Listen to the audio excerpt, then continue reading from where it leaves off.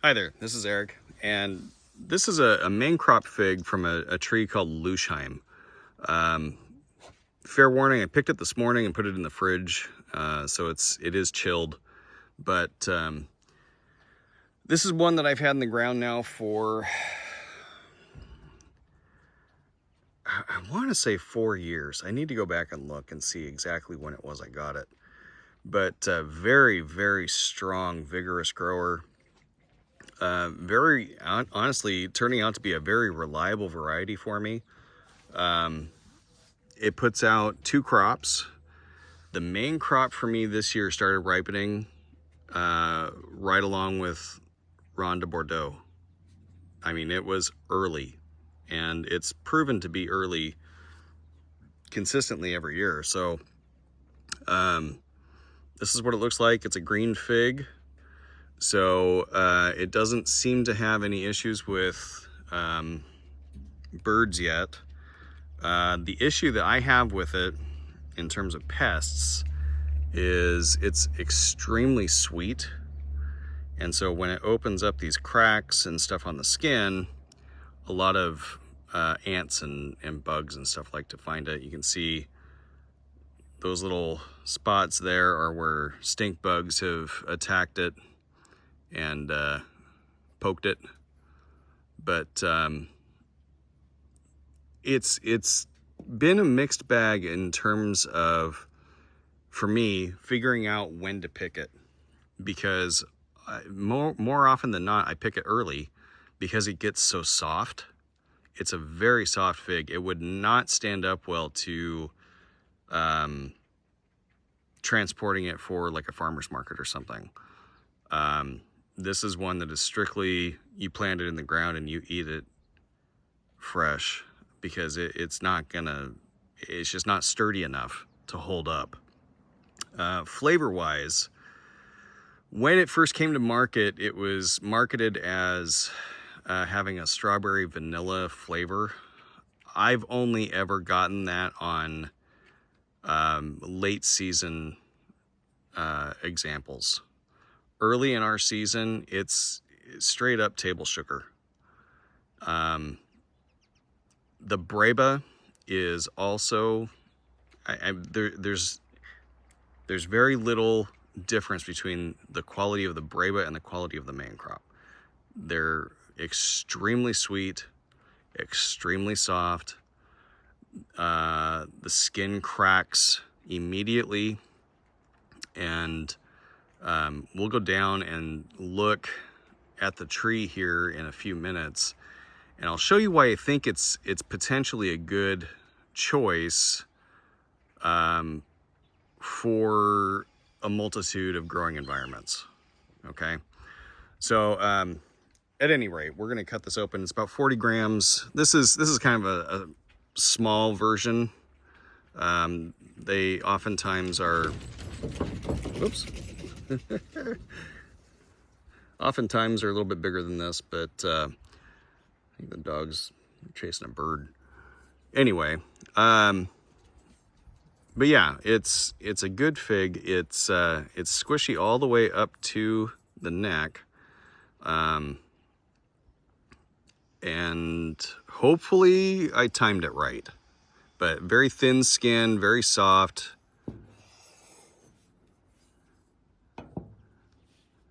The versions that you see online are a little bit more pink or red inside than what I typically get.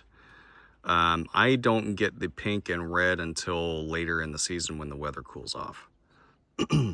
So generally speaking, for me, this is what it looks like every year.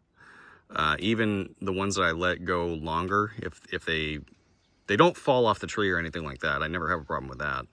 But just the consistency of it being so soft, it can get damaged really easy. So, but you can see in there what it looks like. It's interesting. It's got that big void. It doesn't look like it would be really juicy, but it's a very juicy fig. It's just fascinating. It is, I think I said on the Breba video that among my trees, it is one of the most unique. if not the most unique fig I have. I don't have anything else like it. It's really quite fascinating, and frankly, the flavor and consistency of it have really grown on me. I think the consistency, the texture, the mouthfeel and stuff is better this year than it's ever been. It's very rich, very sweet, and very thick. So anyway, we'll give this a shot. You can see it's very ripe. Could maybe go longer. You know, I've had them riper than that. But yeah, we'll taste this. There's a high seed crunch. Overall, it's just a very nice, very sweet fig.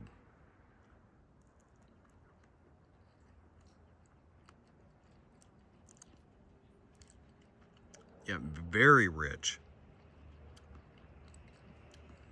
It's almost like eating a spoonful of corn syrup. It's that level sweet and that level like coating your mouth rich. These are better this year than they've ever been. So I'm really excited for the potential of this one, being that it's very early, year in and year out now, and that it puts out a respectable sized Breba crop to boot, and it's green to mitigate some of the pest pressure. I think this one is a winner on a lot of different levels. So is it going to blow you away with real complex flavor? That's the issue. No, it's not a complex fig. Like I said, the examples that I've had that are ripened later in the year, closer to fall, have a little bit more of the berry flavor.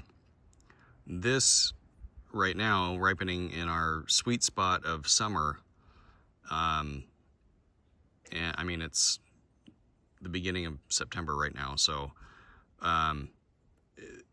it's just table sugar. It's syrupy table sugar. So pretty cool, pretty interesting. Like I said, very unique. So we're gonna pause it here. We'll walk down and we'll take a look at the tree and show you why I think it's potentially a really good choice for maybe rainy or humid conditions. Okay? All right, so we're walking down here to the Lussheim tree, and Luchheim is a town in Germany. And if it's from Luchheim, Germany, it's a very similar climate to what we have here in the Willamette Valley. So this is the tree. Sorry, I had to pause that because Gypsy's over here eating something. Claudie's got his little toy, but Gypsy's eating a walnut. I appreciate you eating the walnut, but I'm going to take that away because I don't want you to hurt your teeth on the shell, all right? I'll get you a nut inside, all right? Silly girl. All right. Here we go. Anyway, so this is the tree. Like I said, Luchheim is a place in Germany. And if you know anything about the Willamette Valley in Oregon, there's a lot of towns that started with German immigrants. And there's a reason for that. It's very similar to parts of Germany. And we have good friends of ours from Bavaria. And we've been to Germany twice now. So I really love that I have a fig that traces to somewhere in Germany. And it's something, like I said, unique. But here's why I think it's a good choice for areas that might have a lot of rainfall or humidity. When these figs start to ripen, and you can see what they look like, right? Some of them do point up, but as soon as they start to swell and ripen, what's really fascinating about this one is they will do this. they will turn and point down. It's really weird. I don't have a lot of trees that do that so fast. And the ripening time on this is actually really, really fast from this stage where it's just starting to swell to being there, to being there where it's edible and ready to pick. Now I could let that one go longer, but it can always go another day or two. But very thin skin. I just banged that one with my fingernail and took off a chunk. And that one's not ripe yet, but very thin skin. Let's go ahead and pick this one.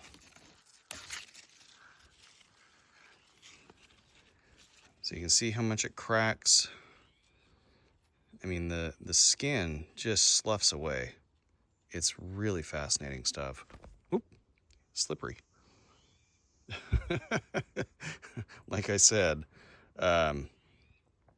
not one that I think is good for sellable practice, but certainly for fresh eating.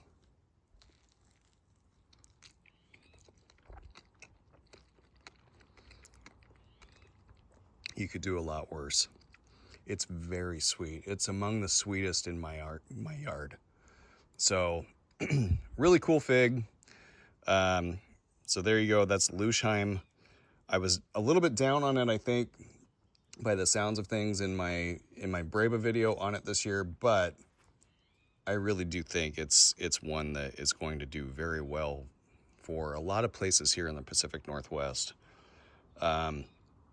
If you have it, leave a comment. I'd love to hear about your experiences with it. As you can see, my tree is very vigorous. It likes to grow straight up. I will probably top it this year and bring it down a little bit more and sacrifice the Breba crop for next year. Just because it's getting so tall. It's about 12 feet tall right now. So, all right, take care. Have a good one.